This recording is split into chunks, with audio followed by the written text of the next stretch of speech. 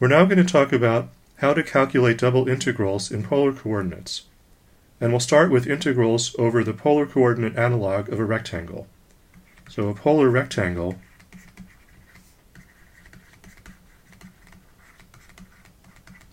is a region R, which is the set of points whose polar coordinates are r and theta, where theta goes between some number alpha and some number beta, and r goes between some number a and some number b.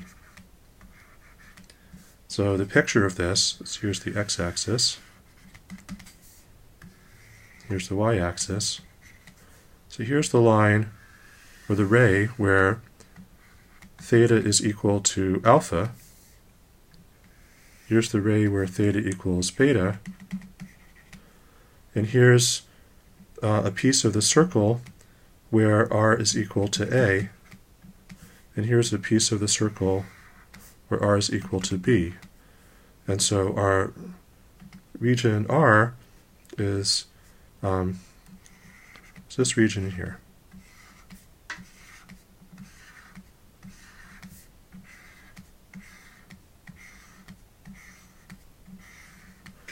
Okay, so how do we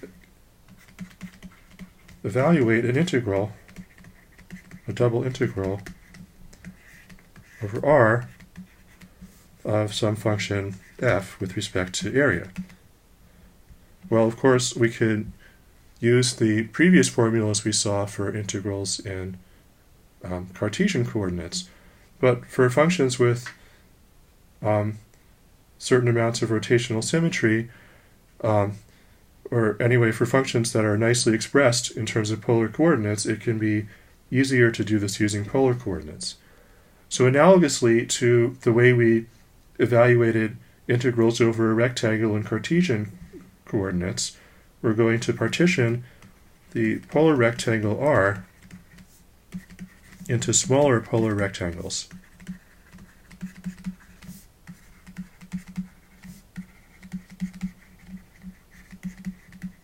So we'll have theta 0 equals alpha, and then there will be theta 1, and so on up to theta n, which will be beta, where the difference between consecutive thetas, let's call this delta theta, is theta I minus 1 is going to be beta minus alpha over n. So we've divided the theta range into n equal subintervals, and let's also divide the r range into n equal subintervals, like this. So r0 up to rn, where delta r, the distance between consecutive r values, is b minus a over n. And so I've sort of already done that in the picture here. So we've divided R into a bunch of smaller polar rectangles, and we'll let Rij denote the polar rectangle where theta goes between theta I minus 1 and theta I, and R goes between Rj minus 1 and Rj. So in the picture here, over here, this is the subrectangle R11, and on the other end here, this is the subrectangle RNN. Okay. So how does this help us with the integral? Well, so then the double integral over R of f dA is the limit as n goes to infinity of the sum over all of these n squared rectangles of the area of Rij times f evaluated at some sample point inside this rectangle. So here, Rij star theta ij star in the rectangle Rij is a sample point. Okay, so we're evaluating the function at a sample point in each rectangle and multiplying by the area of the rectangle and taking the limit as the size of these rectangles goes to 0. So you can show that this agrees with the previous definition of the integral. Okay, so to make further sense of this, we need to know what is the area of the rectangle Rij. So the rectangle Rij, well, what you do is you take a pizza slice of radius Ri, so this radius is Ri,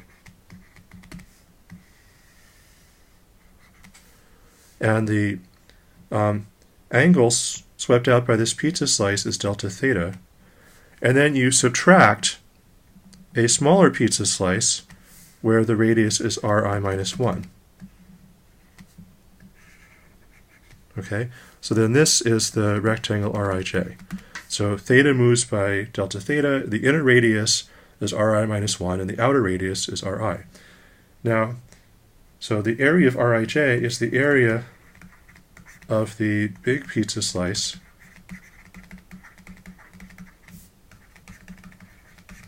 minus the area of the small pizza slice.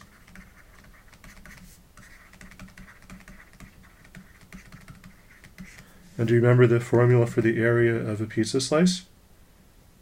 Well, it's a half times the radius squared. So, and then times delta theta. So a half Ri squared delta theta, right? So if delta theta is 2 pi, then you get the whole disk, and then you get the formula pi r squared for the area of a disk.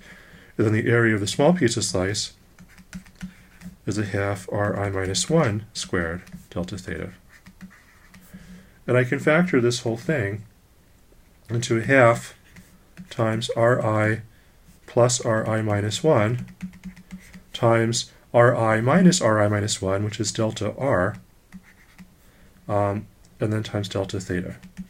Okay, so I get this formula for the area of Rij.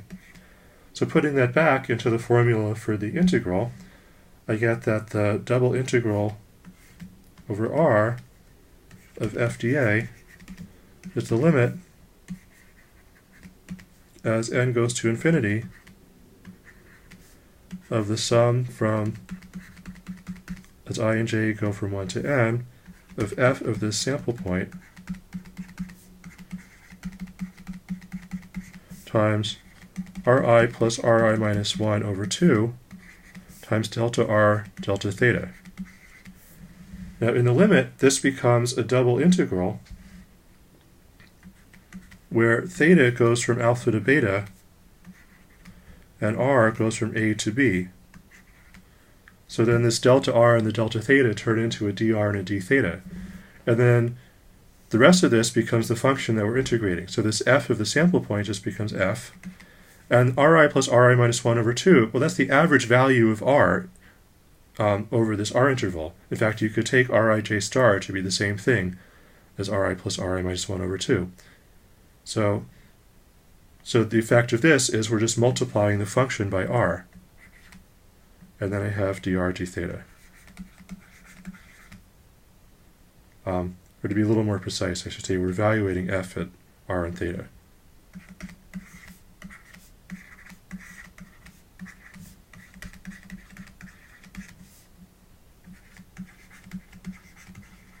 Okay, so it looks like an integral over a rectangle where theta goes from alpha to beta and r goes from a to b of f dr d theta. But now there's an extra r in here. So this is what you might call magnification factor.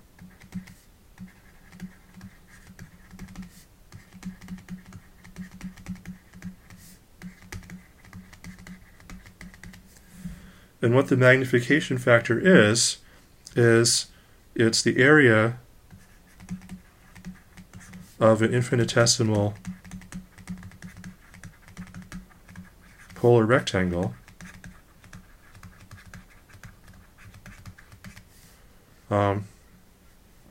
over well, this is just very informally here, over dr d theta. Okay, so in other words, it reflects the fact that if you take a small polar rectangle, then the area is approximately delta r times delta theta times this factor r. So this thing that I've written in quotes is nonsense, so you can't just put drs and dthetas like this. But the more precise statement here would be that the area of a small polar rectangle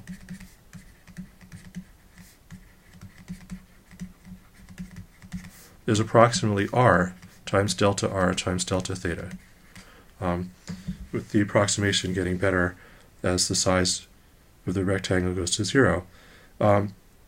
So you need to put this r in there to get the correct integral, because when you do the sum over these rectangles, you have to put in the area of the rectangle, and so you have to put in this factor to get the correct area.